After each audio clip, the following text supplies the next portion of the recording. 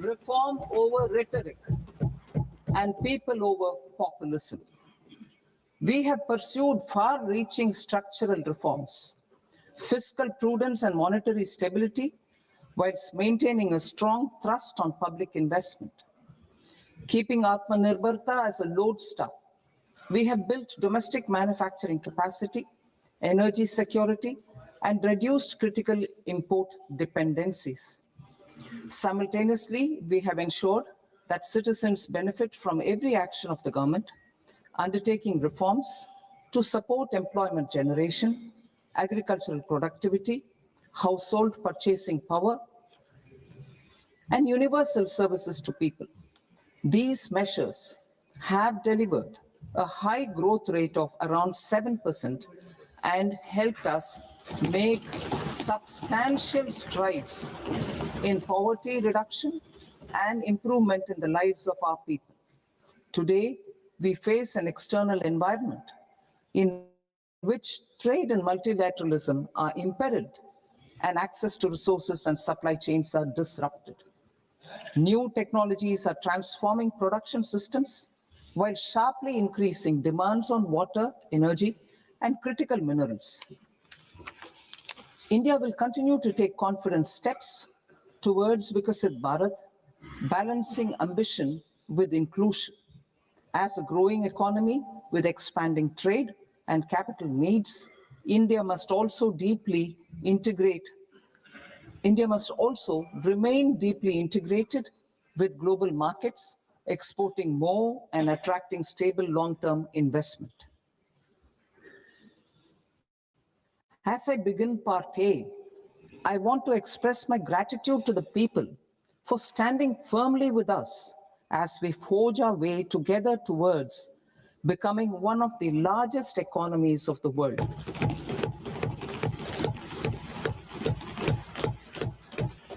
Our aim is to transform aspiration into achievement and potential into performance as we ensure that the dividends of growth reach every farmer, the scheduled caste, the scheduled tribes, the nomads, the youth, the poor, and the women.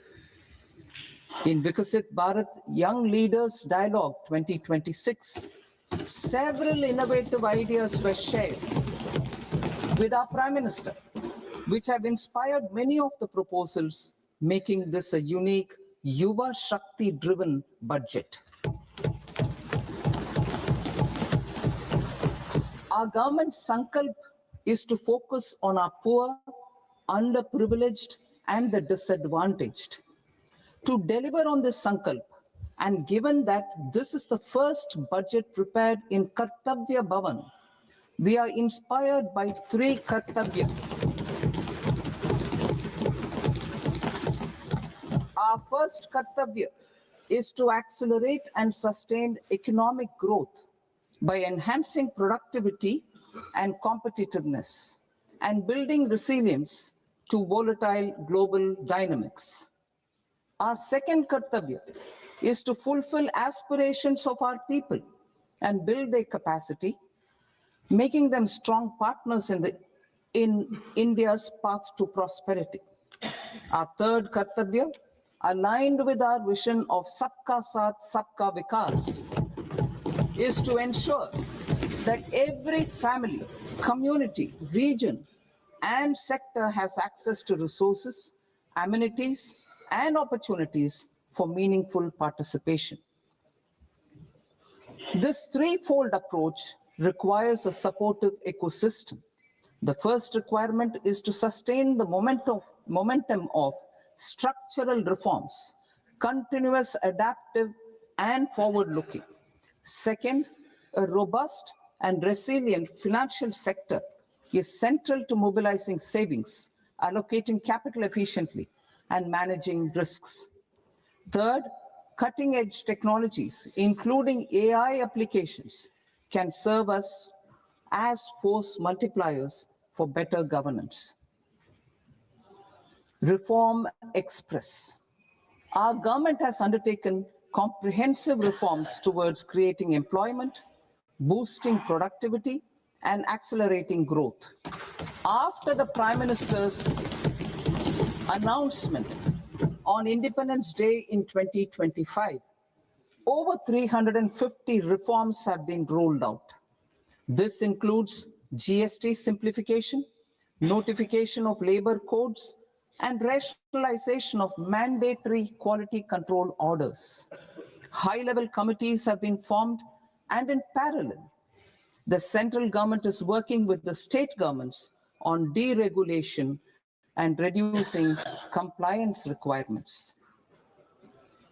The Reform Express is well on its way and will maintain its momentum to help us fulfill our kartavya. I now move to specific proposals. Under our first kartavya, to accelerate and sustain economic growth, I propose interventions in 6 areas. 1. Scaling up manufacturing in 7 strategic and frontier sectors. 2. Rejuvenating legacy industrial sectors. 3. Creating champion MSMEs. 4. Delivering a powerful push for infrastructure. 5. Ensuring long-term security and stability. And 6. Developing city economic regions. Scaling up of manufacturing in 7 strategic and frontier sectors. Biopharma Shakti, meaning biopharma strategy for health advancement through knowledge, technology, and innovation. India's disease burden is observed to be shifting towards non-communicable diseases like diabetes, cancer, and autoimmune disorders. Biologic medicines are key to longevity and quality of life at affordable costs. To develop India as a global biopharma manufacturing hub,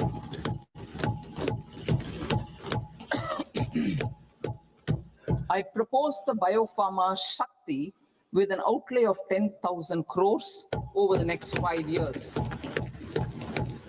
This will build the ecosystem for domestic production of biologics and biosimilars. The strategy will include a biopharma-focused network with 3 new national institutes of pharmaceutical education and research, popularly known as NIPERs, and upgrading 7 existing ones. It will also create a network of 1,000 accredited India clinical trials sites. We propose to strengthen the Central Drug Standard Control Organization to meet global standards and approve timeframes through approval timeframes through a dedicated scientific review cadre and specialists. India's semiconductor mission 1.0 expanded India's semiconductor sector capabilities.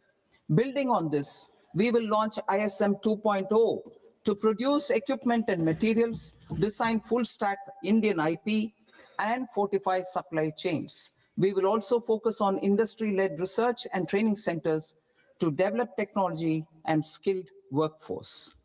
The Electronics Components Manufacturing Scheme, launched in April 2025, with an outlay of 22,919 crores, already has investment commitments at double the targets. We propose to increase the outlay to 40,000 crores to capitalize on this momentum.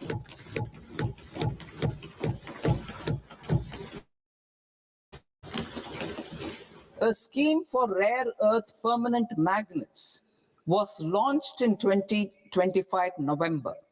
We now propose to support the mineral-rich states of Odisha, Kerala, Andhra Pradesh, and Tamil Nadu to establish dedicated rare earth corridors to promote mining, processing, research, and manufacturing. To enhance domestic chemical production and reduction import dependency and reduce import dependency, we will launch a scheme to support states in establishing 3 dedicated chemical parks through challenge route on a cluster-based plug-and-play model. Strong capital goods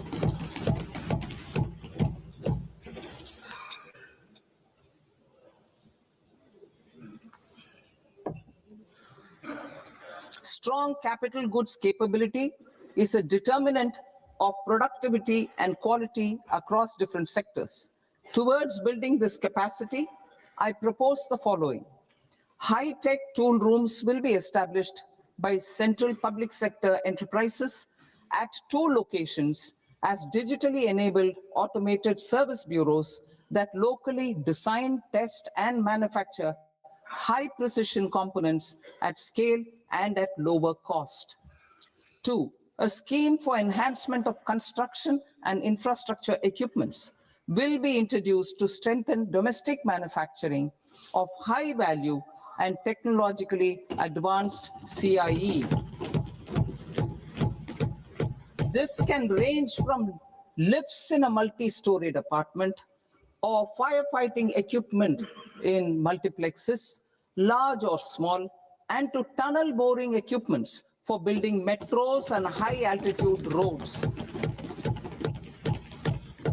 I also propose a scheme for container manufacturing to create a globally competitive container manufacturing ecosystem with a budgetary allocation of 10,000 crores over a 5-year period. For the labor-intensive textile sector, I propose an integrated program with 5 subparts. 1.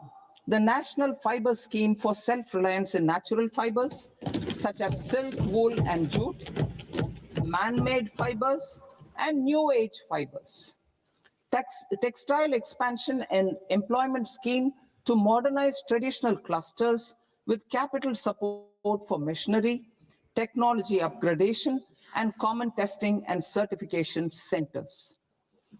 3. The National Handloom and Handicraft Program to integrate and strengthen existing schemes and ensure targeted support for weavers and artisans. Tex Eco Initiative to promote globally competitive and sustainable textiles and apparels. Samarth 2.0 to modernize the upgrade the textile skilling ecosystem through collaboration with industry and academic institutions. Further, I propose to set up a mega textile parks in challenge mode. They can also focus on bringing value addition to technical textiles. I propose to launch the Mahatma Gandhi Gram Swaraj initiative to strengthen khadi, handloom, and handicrafts. This will help in global market linkage and branding. It will streamline and support training, skilling, quality of process, and production. This will benefit our weavers, village industries, one district, one product, ODOP initiative, and also our rural youth. India has the potential to emerge as a global hub for high quality, affordable sports goods. I propose a dedicated initiative for sports goods that will promote manufacturing, research, and innovation in equipment design, as well as material sciences. Rejuvenation of legacy industrial clusters. I propose to introduce a scheme to revive 200 legacy industrial clusters to improve their cost competitiveness and efficiency through infrastructure and technology upgradation. Creating champion SMEs and supporting micro enterprises. Recognizing MSMEs as a vital engine of growth, I propose a 3-pronged approach to help them grow as champions. Equity support. I propose to introduce a dedicated 10,000 crores SME growth fund to create future champions, incentivizing enterprises based on select criteria.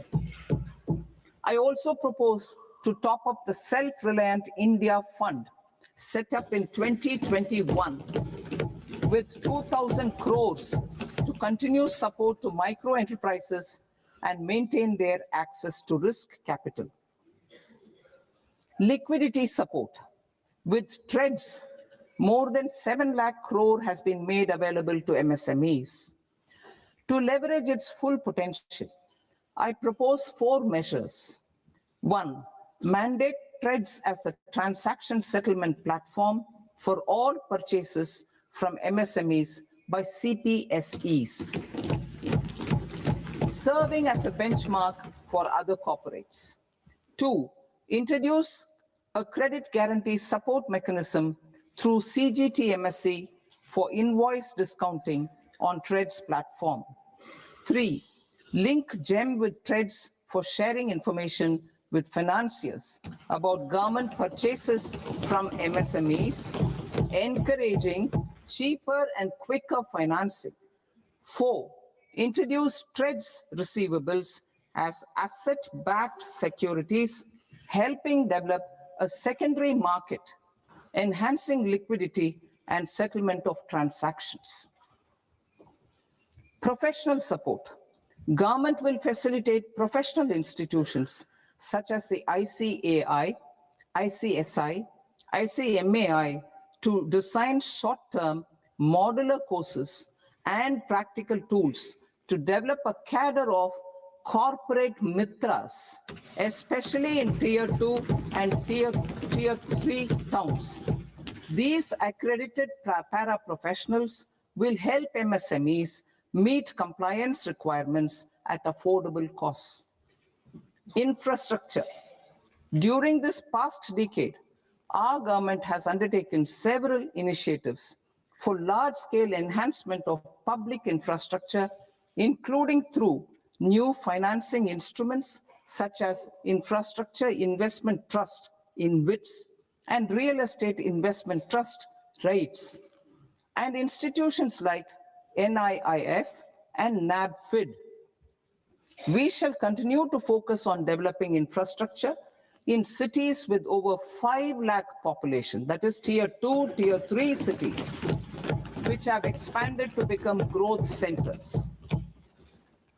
Public capital expenditure has increased manifold from 2 lakh crore in 2014-15 to an allocation of 11.2 lakh crore in BE 25-26. In this coming year, that is financial year 2026-27, I propose to increase it to 12.2 lakh crores to continue the momentum. To strengthen the confidence of private developers regarding risks during infrastructure development and construction phase, I propose to set up an infrastructure risk guarantee fund to provide prudentially calibrated partial credit guarantee to lenders. Over the years, REITs have emerged as a successful instrument for asset monetization. I propose to accelerate recycling of significant real estate assets of the CPSEs through the setting up of dedicated REITs. To promote environmentally sustainable movement of cargo, I propose to 1, establish new dedicated freight corridors connecting Dankuni in the east to Surat in the west. Operationalize 20 new national waterways over the next 5 years, starting with National Waterways 5 in Orissa to connect mineral-rich areas of Talcher and Angul and industrial centers like Kalinga Nagar to the ports of Paradeep and Dhamra. Training institutes will be set up as regional centers of excellence for development of required manpower for these waterways. This will benefit youth in the entire stretch of the waterways to train and acquire skills. Further, a ship repair ecosystem catering to inland waterways will also be set up at Varanasi and Patna. And C, launch a coastal cargo promotion scheme for incentivizing a modal shift from rail to road to increase the share of inland waterways and coastal shipping from 6% to 12% by 2047. To enhance last mile and remote connectivity and promote tourism, I propose to give incentives to indigenize manufacturing of seaplanes. A seaplane VGF scheme will be also introduced to provide support for operations. Carbon capture, utilization, and storage. Aligning with the roadmap launched in December 2025, the carbon capture, utilization, and storage technologies at scale will achieve higher readiness and an end-use application across 5 industrial sectors, including power, steel, cement, refineries, and chemicals. An outlay of 20,000 crore is proposed over the next 5 years for this purpose. City economic regions. Cities are India's engines of growth, innovation, and opportunities. We shall now focus on Tier 2, Tier 3 cities, and even temple towns, which need modern infrastructure and basic amenities. This budget aims to further amplify the potential of cities to deliver the economic power of agglomerations by mapping city economic regions based on their specific growth drivers.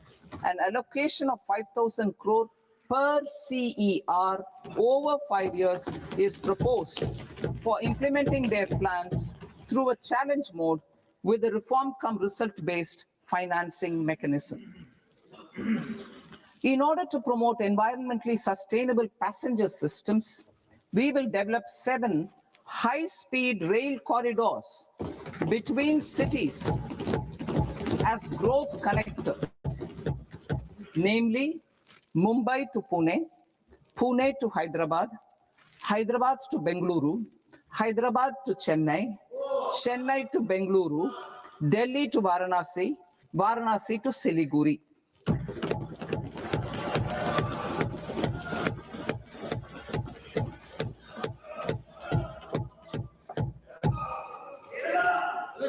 Financial sector. The Indian banking sector today is characterized by strong balance sheet, historic highs in profitability, improved asset quality, and coverage exceeding 98% of villages in the country. At this juncture, we are well placed to futuristically evaluate the measures needed to continue on the path of reform-led growth of this sector.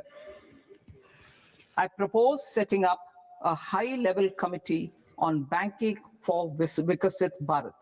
High-level committee on banking for Vikasit Bharat to comprehensively review the sector and align it with India's next phase of growth, while safeguarding financial stability, inclusion, and consumer protection. The vision for NBFCs for Vikasit Bharat has been outlined with clear targets for credit disbursement and technology adoption in order to achieve scale and improve efficiency in the public sector NBFCs. As a first step, it is proposed to restructure the Power Finance Corporation and Rural Electrification Corporation. I propose a comprehensive review of the foreign exchange management non-debt instruments rules to create a more contemporary, user-friendly framework for foreign investments consistent with India's evolving economic priorities. Corporate bond market. I propose to introduce a market-making framework with suitable access to funds and derivatives on corporate bond indices. I also propose to introduce total return swaps on corporate bonds. Municipal bonds. To encourage the issuance of municipal bonds, of higher value by larger cities, I propose an incentive of 100 crore rupees for a single bond issuance. 100 crore rupees for a single bond issuance of more than 1,000 crore. The current scheme under Amrit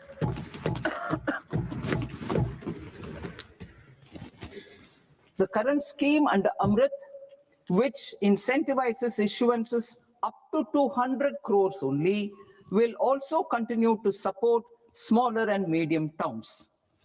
That will also continue to support the smaller and medium towns. Ease of doing business. Individual persons resident outside India, PROI, will be permitted to invest in equity instruments of listed Indian companies through the portfolio investment scheme. It is also proposed to increase the investment limit for an individual PROI under the scheme from 5% to 10%, with an overall investment limit for all individual PROIs to 24% from the current 10%.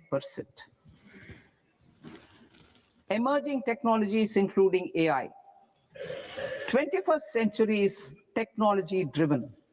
Adoption of technology is for the benefit of all people. Farmers in the field, women in STEM, youth keen to upskill, and Divyangjan to access newer opportunities. The government has taken several steps to support new technologies through AI Mission, National Quantum Mission, Anusandhan National Research Fund, and Research and Development and Innovation Fund. Our second kartavya is to fulfill aspirations and build capacities. Close to 25 crore individuals have come out of multi-dimensional poverty through a decade of our government's sustained and reform-oriented efforts.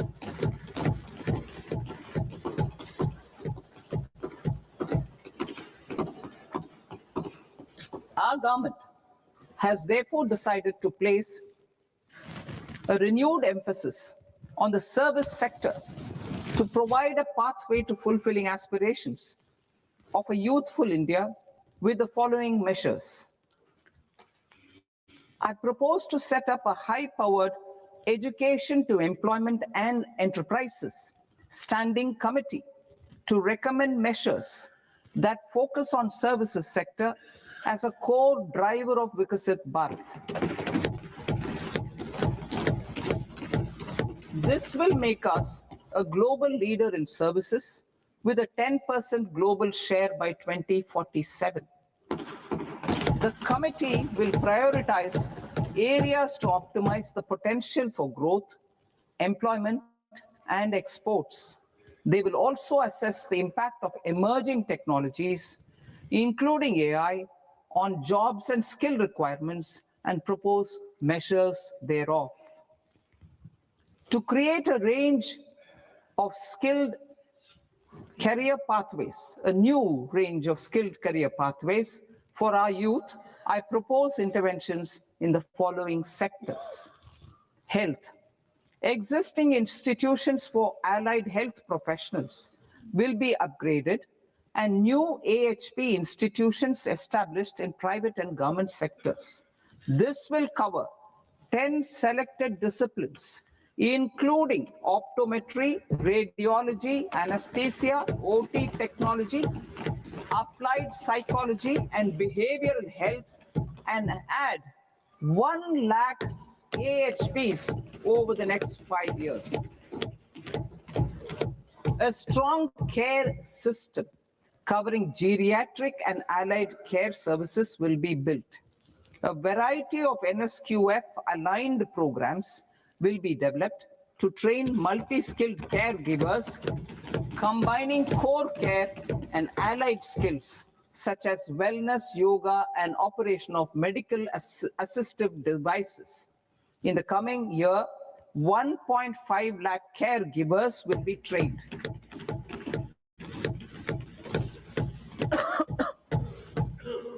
hubs for medical value tourism.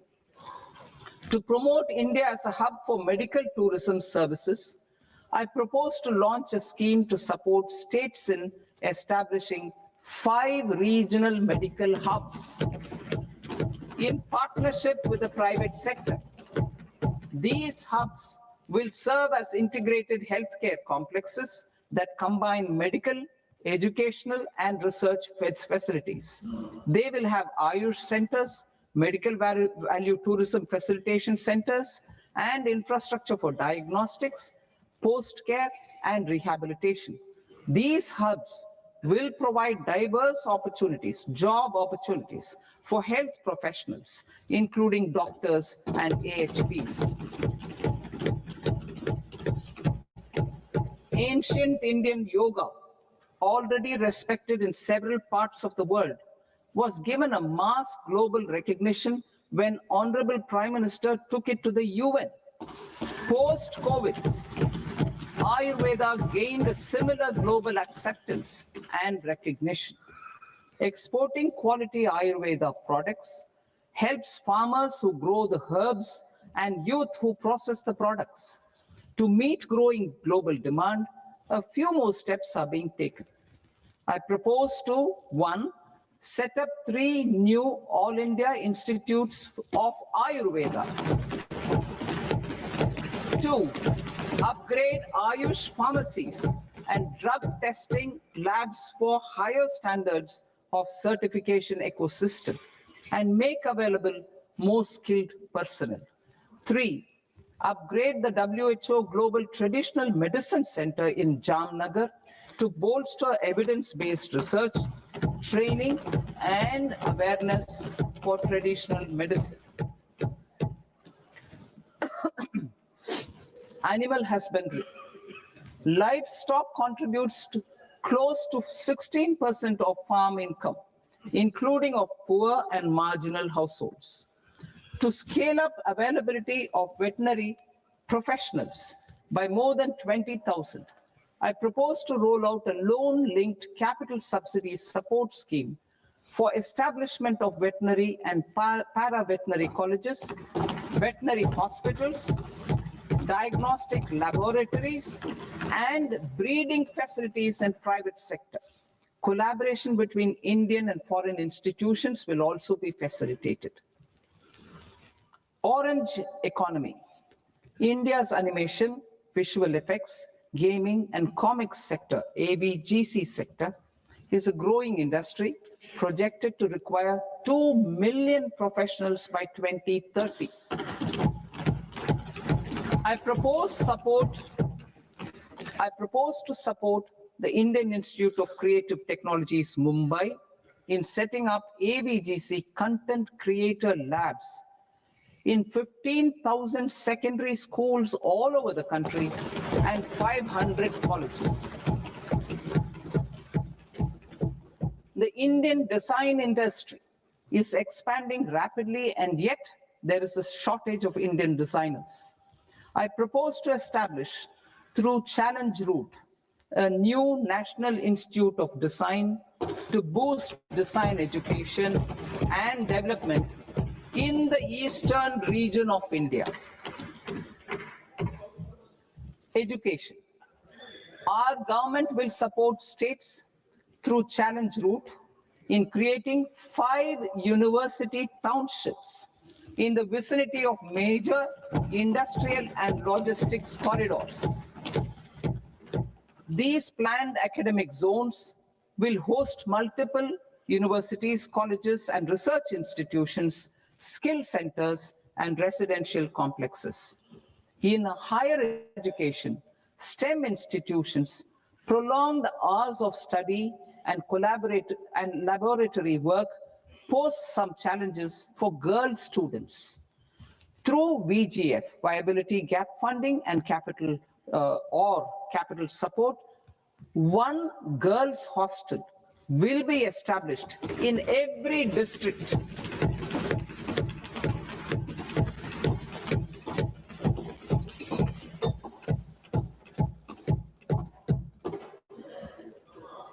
To promote astrophysics and astronomy, via, via immersive experiences.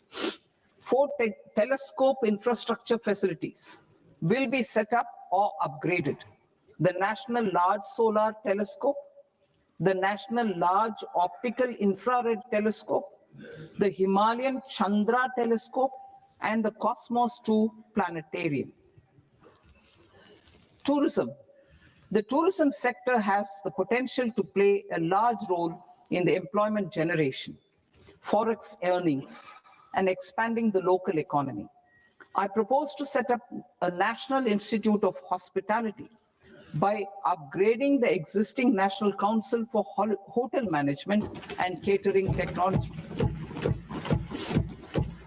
It will function as a bridge between academia, industry, and government.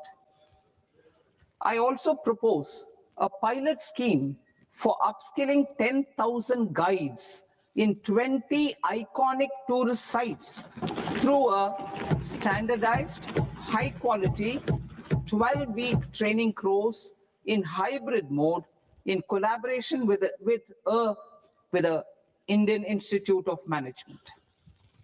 A national destination digital knowledge grid will be established to digitally document all places of significance, cultural, spiritual, and heritage. This initiative will create a new ecosystem of jobs for local researchers, historians, content creators, and technology partners. India has the potential and opportunity to offer world-class trekking and hiking experience. We will develop ecologically sustainable mountain trails in Himachal Pradesh, Uttarakhand, and Jammu Kashmir. Also in Araku Valley in the Eastern Ghats and Podigai Malai in the Western Ghats. Turtle trails along key nesting sites in the coastal areas of Odisha, Karnataka, and Kerala. And 3 bird watching trails along the Pulikat Lake in Andhra Pradesh, Tamil Nadu. It's on the border. Under the visionary leadership of Honorable Prime Minister, we established the International Big Cat Alliance in 2024. This year, India is hosting the first ever Global Big Cat Summit, where heads of governments and ministers from 95 range countries will deliberate on collective strategies for conservation. Heritage and culture tourism. I propose to develop 15 archaeological sites, including Lothal, Dolavira, Rakigadi, Adichanallur, Sarnath, Hastinapur, and Leh Palace into vibrant experiential cultural destinations. Excavated landscapes will be open to the public through curated walkways. Immersive storytelling skills and technologies will be introduced to help conservation labs, interpretation centers, and guides.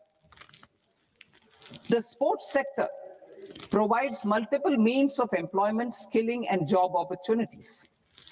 Taking forward the systematic nurturing of sports talent, which is set in motion through the Khelo India program earlier, I propose to launch a Khelo India mission to transform the sports sector over the next decade. The mission will facilitate an integrated talent development pathway supported by training centers, which are foundational, intermediate, and elite levels. B, systematic development of coaches and support staff. C, integration of sports science and technology. D, competitions and leagues to promote sports culture and provide platforms. And E, development of sports infrastructure for training and competition.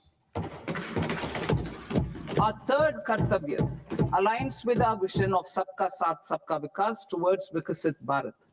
This requires targeted efforts for 1, increasing farmer incomes through productivity enhancement and entrepreneurship, with special attention to small and marginal farmers.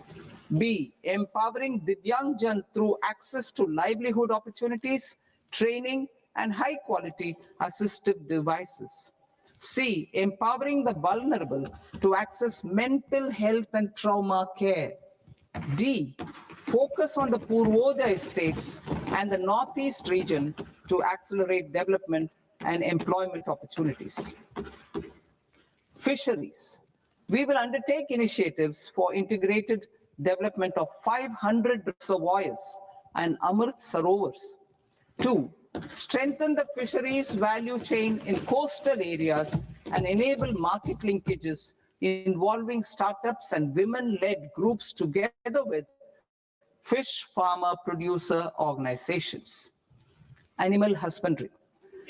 To provide quality employment opportunities in rural and peri-urban areas, we will support the animal husbandry sector in entrepreneurship development through A, a credit-linked subsidy program, B, scaling up and modernization of livestock enterprises, C, enhanced creation of livestock, dairy, and poultry,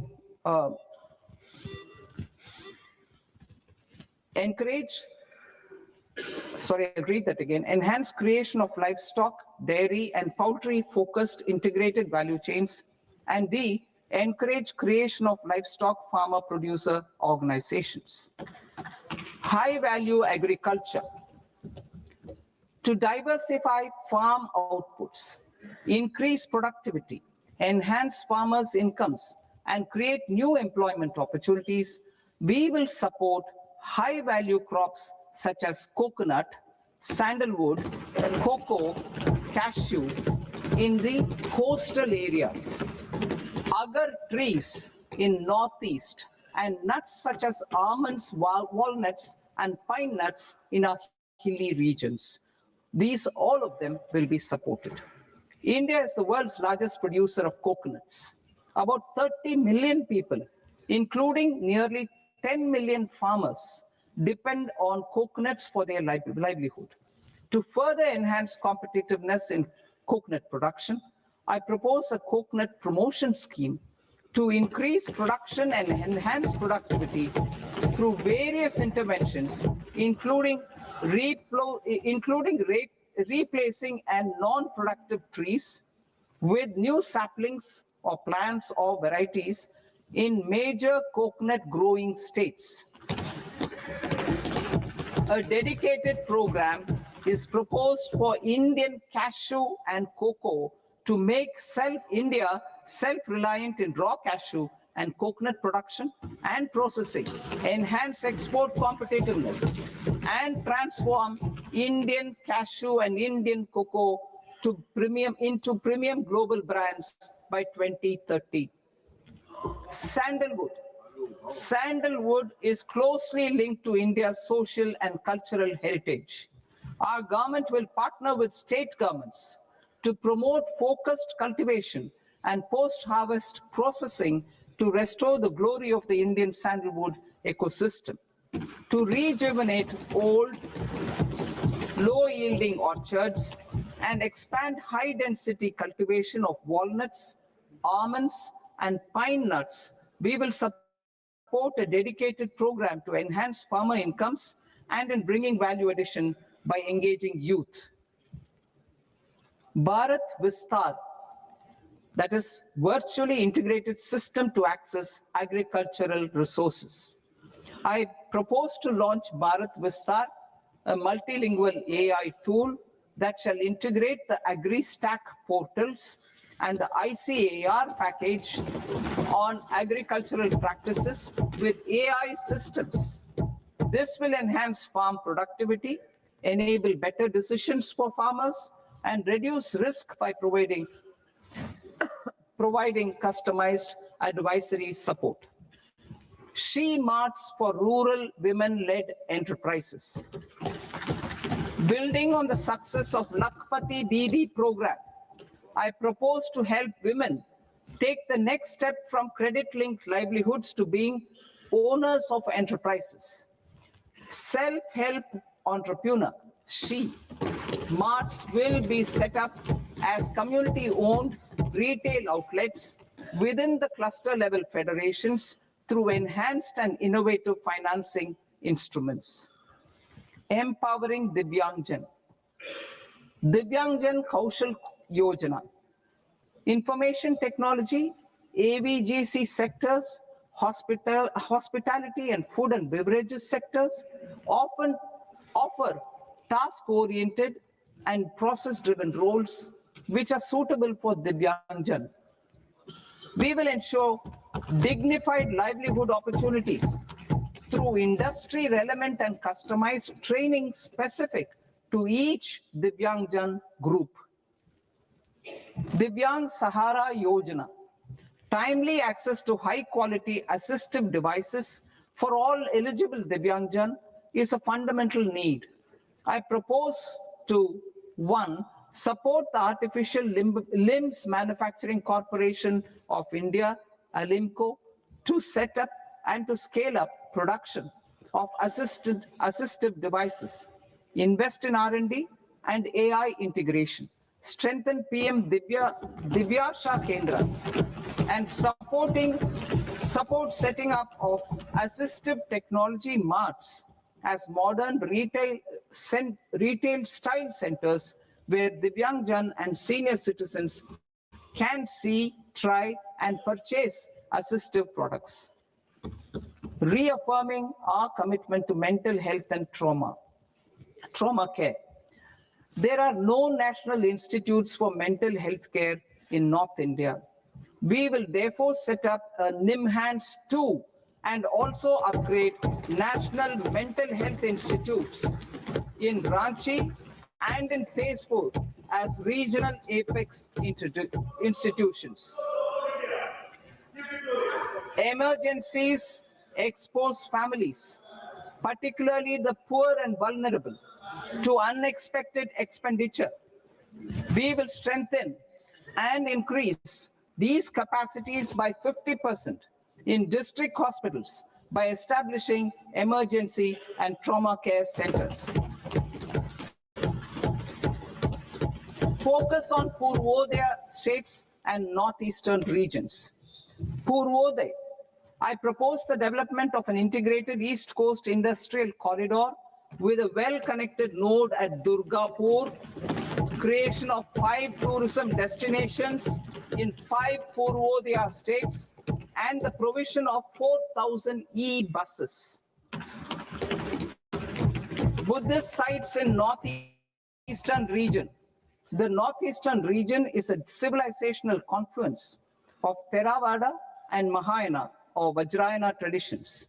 I propose to launch a scheme for development of Buddhist circuits in Arunachal Pradesh, Sikkim, Assam, Manipur, Mizoram, and Tripura.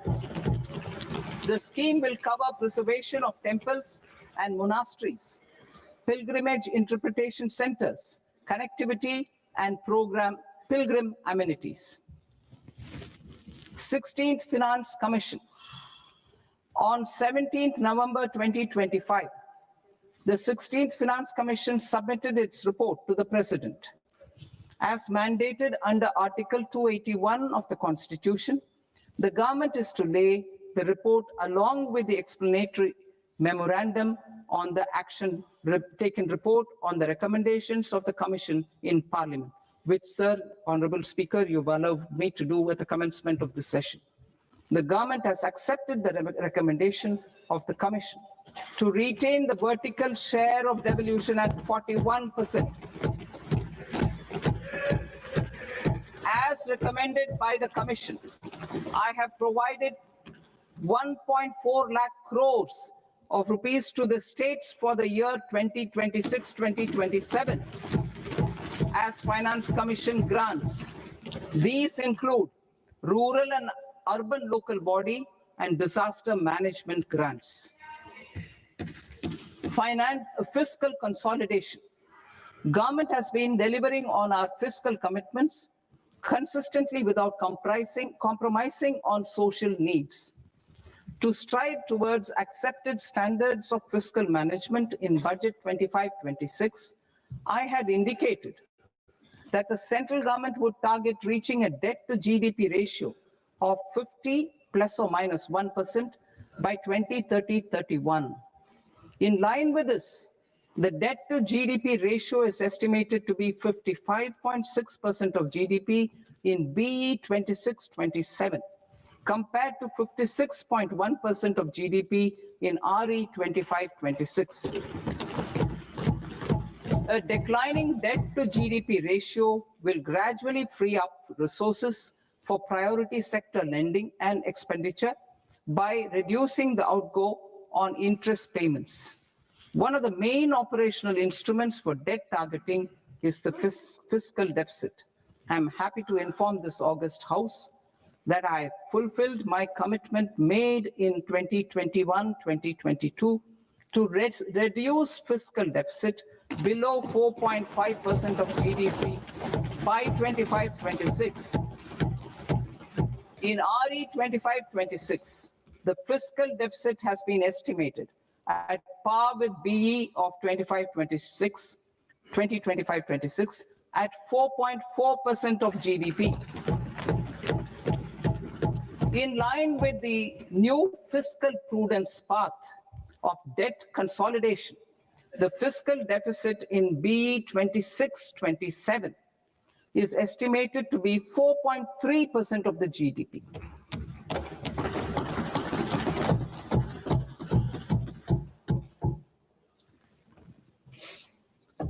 The revised estimates of the non-debt receipts are 34 lakh crore rupees, of which the centre's net tax receipts are 26.7 lakh crore. The revised estimate of the total expenditure is 49.6 lakh crore rupees, of which the capital expenditure is about 11 lakh crores. Budget estimates 2026 to 2027. Coming to 26-27, the non-debt receipts and the total expenditure are estimated as 36.5 lakh crore and 53.5 lakh crore respectively. The centre's net tax receipts are estimated at 28.7 lakh crore rupees. To finance the fiscal deficit, the net market borrowings from dated securities are estimated at 11.7 lakh crore rupees. The balance financing is expected to come from small savings and other sources. The gross market borrowings are estimated at 17.2 lakh crore rupees. I'll now move to Part B. Part B, direct taxes.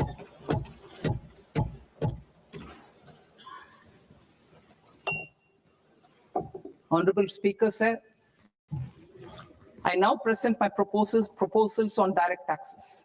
New Income Tax Act. In July 2024, I announced a comprehensive review of the Income Tax Act 1961. This was completed in a record time, and the Income Tax Act 2025 will come into effect from 1st April 2026. The simplified income tax rules and forms will be notified shortly, giving adequate time to taxpayers to acquaint themselves with its requirements. The forms have been redesigned such that ordinary citizens can comply without difficulty. Ease of living. I propose that any interest awarded by the Motor Accident Claims Tribunal to a natural person will be exempt from income tax, and any TDS on this account will be done away with. I propose to reduce TCS rate on the sale of overseas tour program package from the current 5% and 20% to 2% without any stipulation of amount. I propose to reduce TCS rate for pursuing education and for medical purposes under the Liberalized Remittance Scheme, popularly known as LRS, from 5% to 2%. Supply of manpower services is proposed to be specifically brought within the ambit of payment to contractors for the purpose of TDS to avoid ambiguity. Thus, TDS on these services will be at the rate of either 1% or 2% only. I propose a scheme for small taxpayers, wherein a rule-based automated process will enable obtaining a lower or nil deduction certificate instead of filing an application with the assessing officer. For the ease of taxpayer holding securities in multiple companies, I propose to enable depositories to accept Form 15G or Form 15H from the investor and provide it directly to various relevant companies.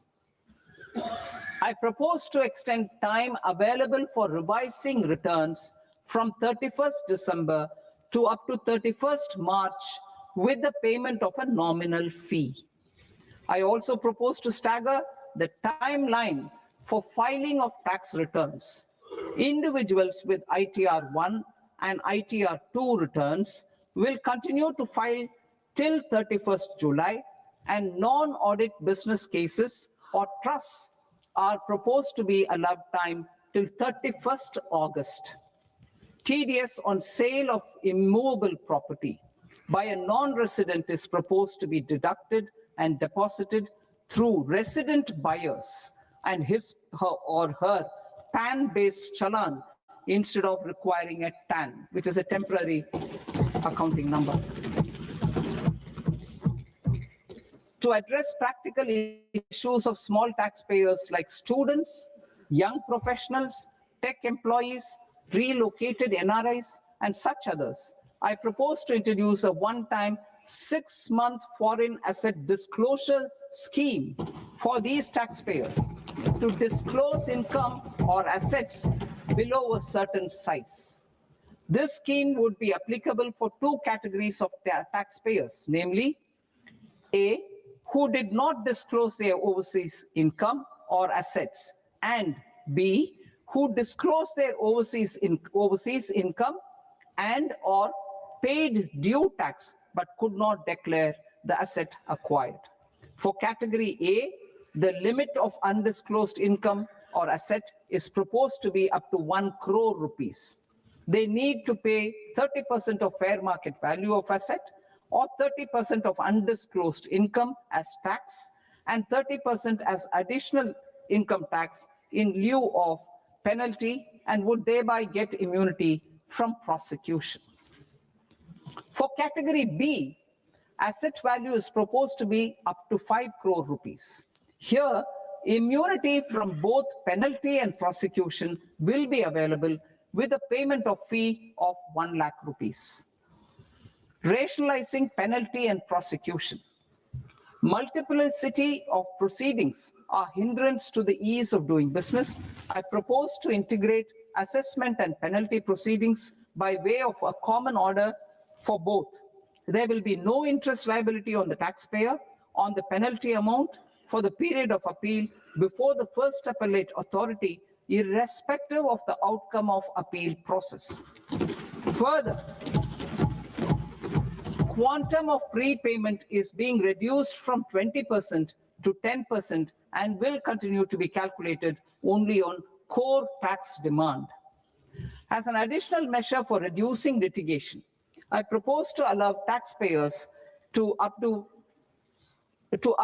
their returns even after reassessment proceedings have been initiated, and an additional 10% tax rate over and above the rate applicable for the relevant year. The assessing officer will then use only this updated return in his proceedings. There is already a framework for immunity from penalty and prosecution in the cases of underreporting. I propose to apply this framework for immunity to misreporting too. However, in such a case, the taxpayer will need to pay 100% of the tax amount as an additional income tax over and above the tax and interest due. Penalties for certain technical defaults, such as failure to get accounts audited, non-furnishing of transfer pricing audit report, and default in furnishing statement for financial transactions are proposed to be converted into fee.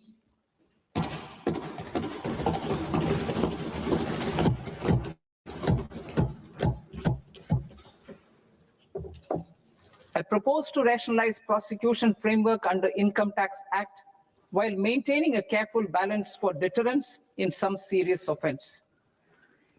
Non-production of books of account and documents and requirement of TDS payment where payment is made in kind are being decriminalized.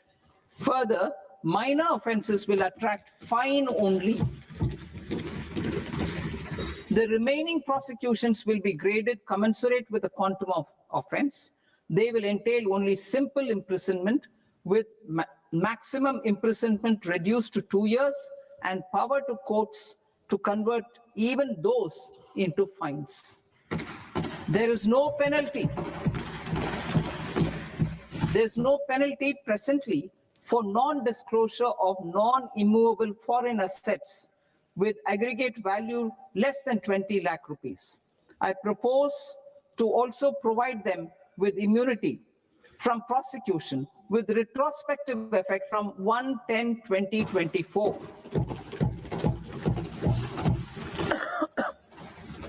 Cooperatives.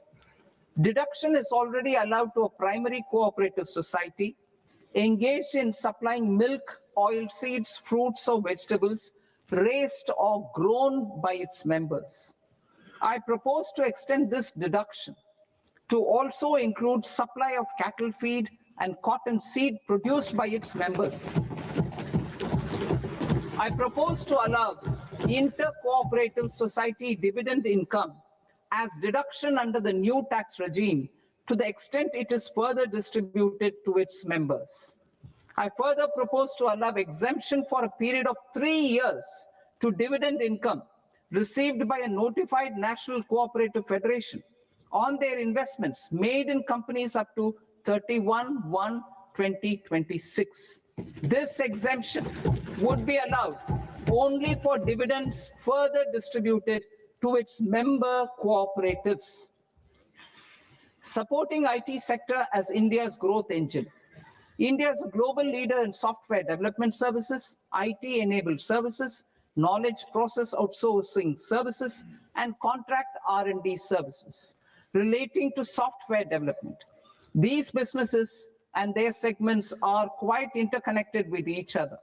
All these services are proposed to be clubbed under a single category of information technology services with a common safe harbor margin of 15.5% applicable to all.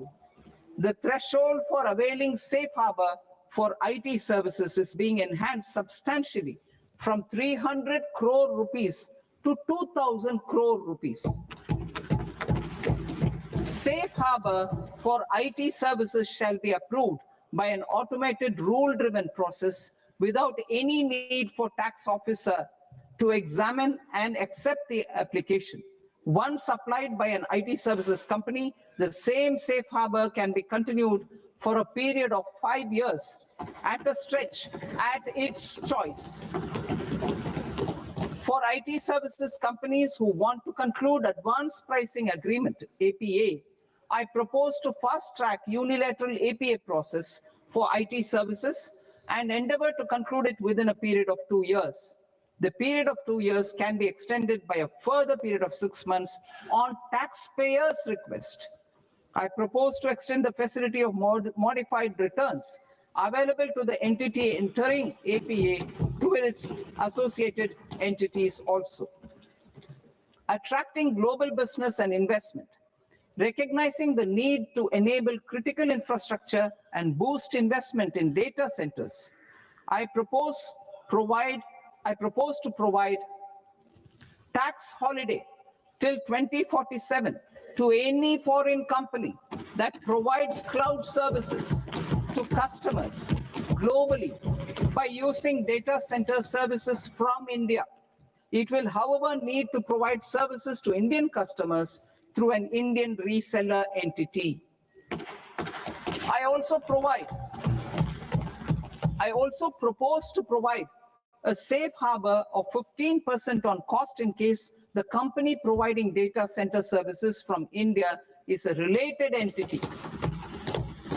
To harness the efficiency of just-in-time logistics for electronic manufacturing, I propose to provide safe harbor to non-residents for component warehousing in a bonded warehouse at a profit margin of 2% of the invoice value.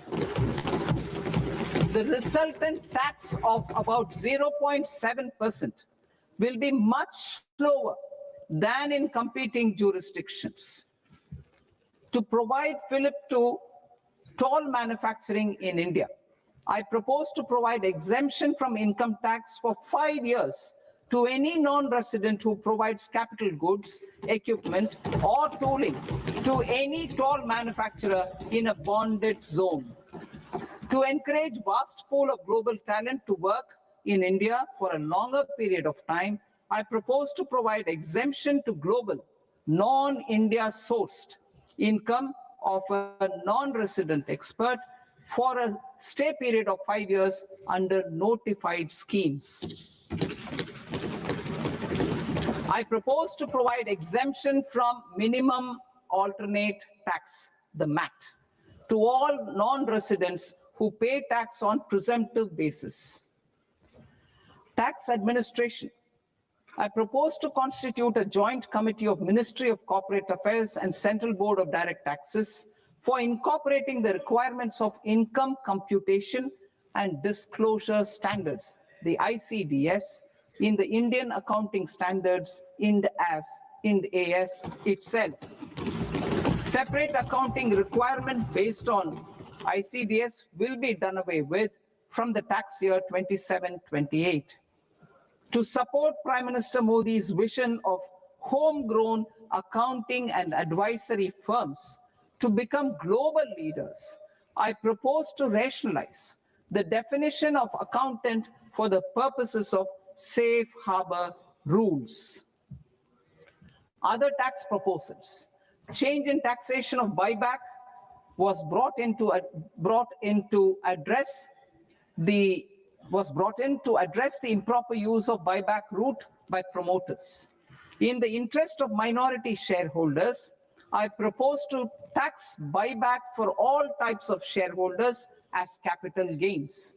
However, to disincentivize misuse of tax arbitrage, promoters will pay an additional buyback tax. This will make effective tax 22% for corporate promoters. For non-corporate promoters, the effective tax will be 30%. TCS rate for sellers of specific goods, namely alcoholic liquor, scrap, and minerals, will be rationalized to 2%, and that on tendu leaves will be reduced from 5% to 2%. I propose to raise the STT on futures to 0.05% from the present 0.02%. STT on options premium and exercise of options are both proposed to be raised to 0.15% from the present rate of 0.1% and 0.125% respectively. We reformed the taxation landscape for corporates in 2019 by providing them a simplified regime with lower tax rate so that they could productively focus on business rather than on claim of deductions and exemptions.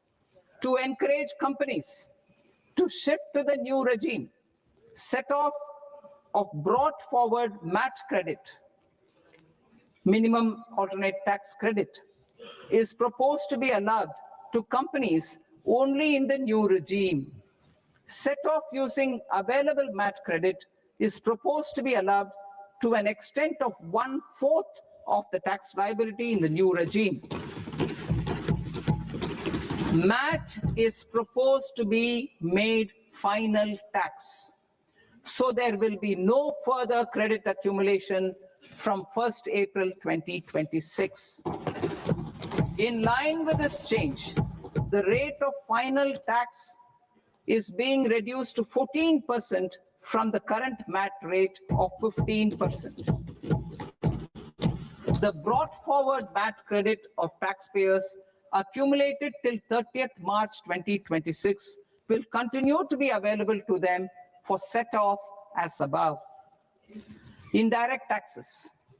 I shall now take up proposals related to indirect taxes.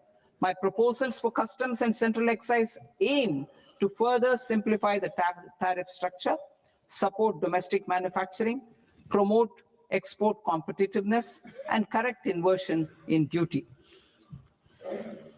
To continue weeding out long continuing customs duty exemptions, I propose to remove certain exemptions on items which are being manufactured in India or where the imports are negligible. Similarly, to further simplify the process of ascertaining the rate of duty applicable on a particular item, I propose to incorporate certain effective rates in various customs notifications to the tariff schedule itself. I shall now take up sector-specific proposals. Promotion of exports of marine, leather, and textile products. I propose to increase the limit for duty-free imports of specified inputs used for processing seafoods for export from the current 1% to 3% of FOB value of the previous year's export turnover. I also propose to allow duty-free imports of specified inputs, which is currently available for exports of leather or synthetic footwear, to exports of shoe uppers as well. I propose to extend the time period for export of final product from the existing 6 months to 1 year for exporters of leather or textile garments, leather or synthetic footwear, and other leather products. Energy transition and security. I propose to extend the basic customs duty exemption given to capital goods used for manufacturing lithium-ion cells for batteries to those used for manufacturing lithium-ion cells for battery energy storage systems also. I propose to exempt basic customs duty on import of sodium antimonate for use in manufacture of solar glass. Nuclear power. I propose to extend the existing basic customs duty exemption on imports of goods required for nuclear power projects till the year 2035 and expand it for all nuclear plants irrespective of their capacity.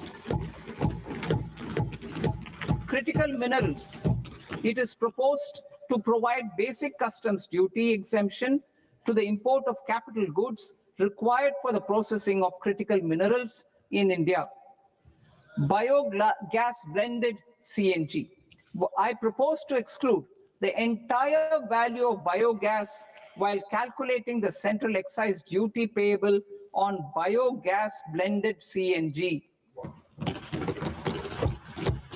Civil and defense aviation. I propose to exempt basic customs duty on components and parts required for the manufacture of civilian training and other aircrafts. It is proposed to exempt basic customs duty on raw materials imported for the manufacture of parts of aircraft to be used in maintenance, repair, or overall requirements by units in the defense sector. Electronics. To deepen value addition in the consumer electronics sector, I propose to exempt basic customs duty on specified parts used in the manufacture of microwave ovens. Special economic zone. To address the concerns arising about utilization of capacity by manufacturing units in the special economic zones due to global trade disruptions, I propose as a special one-time measure to facilitate sales by eligible manufacturing units in SEZs to the domestic tariff area at concessional rates of duty. The quantity of such sales will be limited to a prescribed proportion of their exports. Necessary regulatory changes will be undertaken to operationalize the measures while ensuring level playing field for the units working in the DTA. Ease of living. To rationalize the customs duty structure for goods imported for personal use, I propose to reduce the tariff rate on all dutiable goods imported for personal use from 20% to 10%. To provide relief to patients, particularly those suffering from cancer, I propose to exempt basic customs duty on 17 drugs or medicines. I propose also to add 7 more rare diseases for the purposes of exempting import duties on personal imports of drugs, medicines, and food for special medical purposes used in their treatment. Customs process. India's role and share in the global trade is poised for a major leap in line with our ambition and journey towards Vikasit Bharat. In this regard, I propose many measures for custom processes to have minimal intervention for smoother and faster movement of goods and greater certainty to the trade. Trust-based systems. I propose to enhance duty deferral period for Tier 2 and Tier 3 authorized economic operators, known as AEOs, from 15 days to 30 days. I propose to provide eligible manufacturer importers the same duty deferral facility. This should encourage them to get themselves accredited as a full-fledged Tier 3 AEO in due course. To provide greater certainty and for better business planning, I propose to extend validity period of advance ruling binding on customs from the present 3 years to 5 years. In the spirit of the whole of government approach,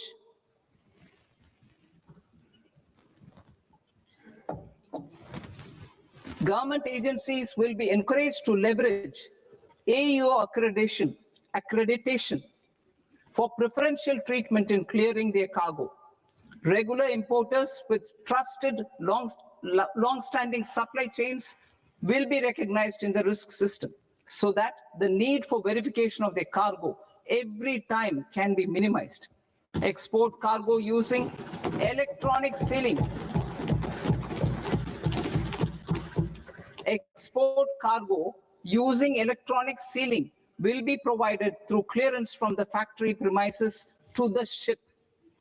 For import of goods not needing any compliance, filing of bill of entry by a trusted importer and arrival of goods will automatically notify customs for completing their clearance formalities. This will enable goods to be released immediately on arrival. The customs warehouse framework will be transformed into a warehouse operator-centric system with a self-declarations, electronic tracking, and risk-based audit. These reforms will move away from the current system of officer-dependent approvals and reduce transaction delays and compliance costs. Ease of doing business. Approvals required for cargo clearance from various government agencies will be seamlessly processed through a single and interconnected digital window by the end of the financial year. Processes involved in clearance of food, drugs, plant, and animal and wildlife products, accounting for about 70% of interdicted cargo, will be operationalized on this system by April 2026 itself. For goods not having any compliance requirement, clearance will be done by customs immediately after online registration is completed by the importer, subject to the payment of duty. customs integrated system will be rolled out in 2 years as a single integrated and scalable platform for all customs processes. Utilization of non-intrusive scanning with advanced imaging and AI technology for risk assessment will be expanded in a phased manner with the objective to scan every container across all the major ports. New export opportunities to support Indian fishermen to fully harness the economic value of marine resources beyond our territorial waters. The following measures will be taken. A. Fish catch by an Indian fishing vessel in exclusive economic zone or on the high seas will be made free of duty. Landing of such fish on foreign port will be treated as export of goods. Safeguards will be put in place to prevent misuse during fish catch, transit, or transshipment. To support aspirations of India's small businesses, artisans, and startups to access global markets through e-commerce, I am pleased to announce complete removal of the current value cap of 10 lakh rupees per consignment on courier exports. In addition, handling of rejected and returned consignments will be improved with effective use of technology for identifying such consignments. I propose to revise provisions governing baggage clearance during international travel to address genuine concerns of passengers. The revised rules will enhance duty-free allowances in line with the present-day travel realities and provide clarity in temporary carriage of goods brought in or taken out. There are honest taxpayers who are willing to settle disputes by paying all their dues, but they get deterred due to negative connotation associated with penalty. They will now be able to close cases by paying an additional amount in lieu of penalty. Honorable Speaker, sir, with this, I commend the budget to this august House. Jai Hind.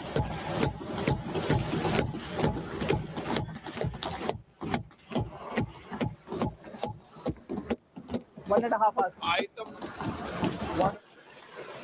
Item number 3, माननीय वित्त मंत्री जी.